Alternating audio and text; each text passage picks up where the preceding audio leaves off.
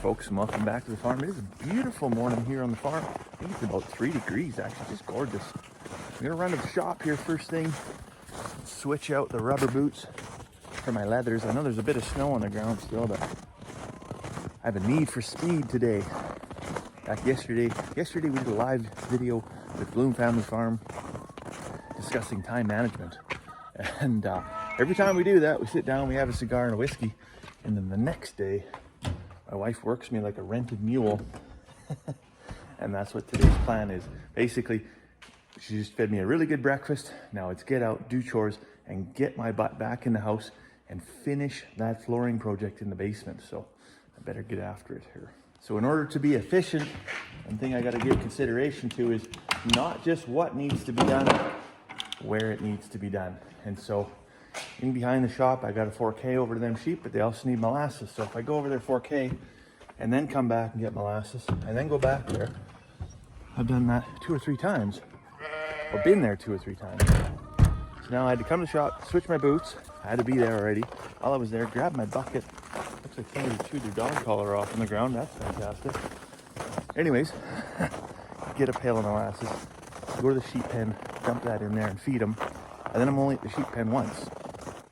So it's now Sunday morning, and as you can see, I'm finally done. I worked very, very hard. Father-in-law came over yesterday, gave me a bit of a hand. Yeah, yesterday, because now it's Sunday morning. But yeah, worked pretty much all day to get this all done. And when I say done, I mean like the floor is all laid. There's still obviously trim to put up and the transition strips and the doorways and things like that, but we'll call it done. And then yesterday afternoon, beautiful, gorgeous day.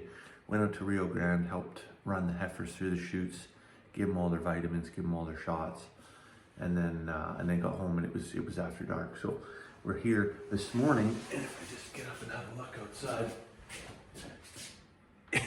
it's not quite the same beautiful day today that it was yesterday.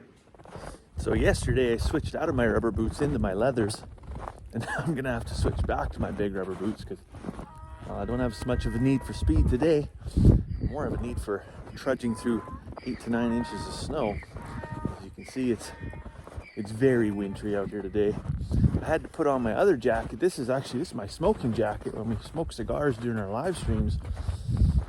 But my good chore jacket, my big Carhartt one, I spilled diesel on it yesterday while I was topping up the fuel in the tractor.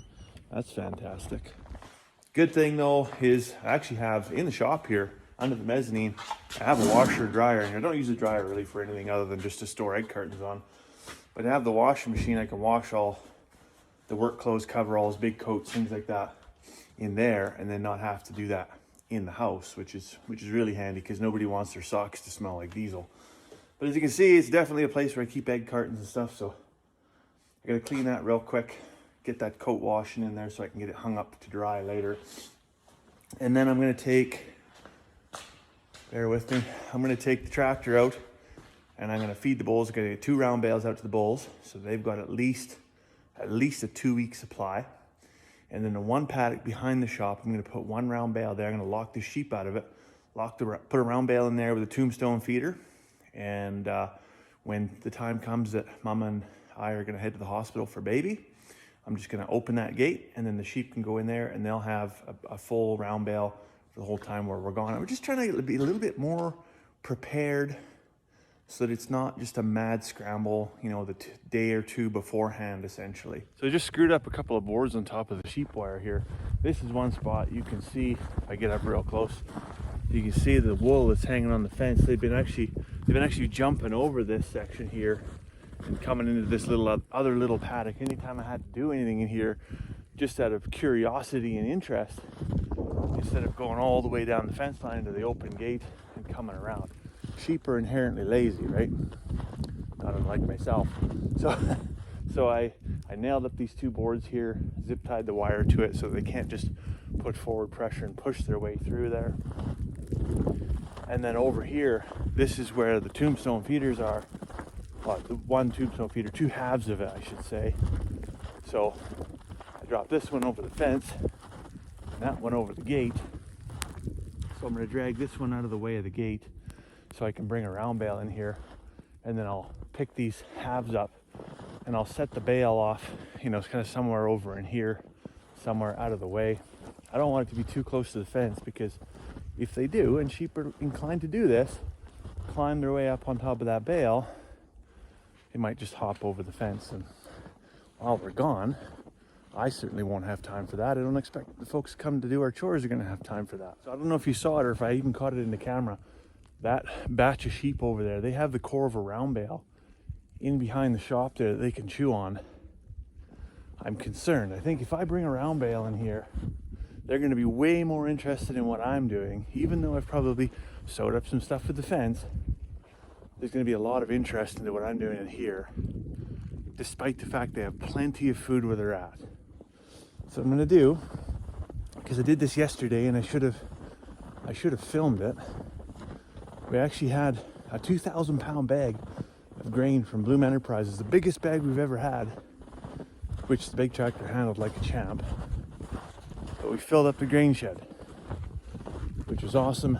Makes me feel really, really comfortable knowing that our grain supply is secured now for at least a few months. We've got, you know, the bins pretty close to being full.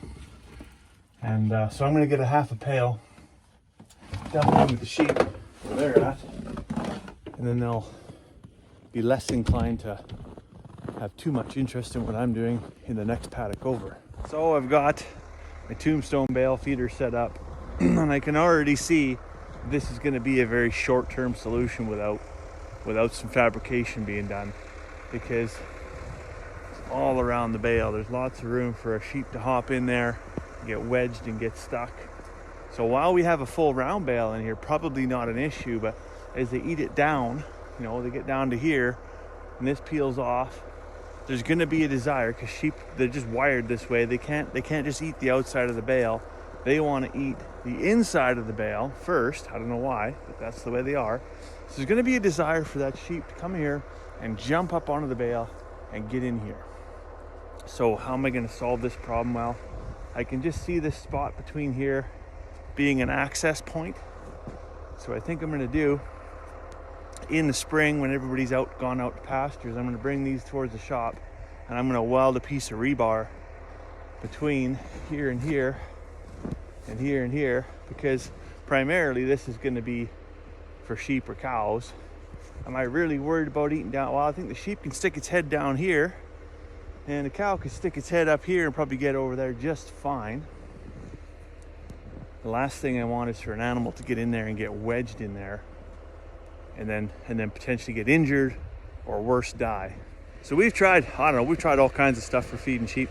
The one thing universally I would say you don't want to do is use a hay net, like a hay net that sits on the ground. A hanging hay net, that might be an option, but one that sits on the ground, because they put their little hooves on there, and then it does what it's supposed to. It's a net, right?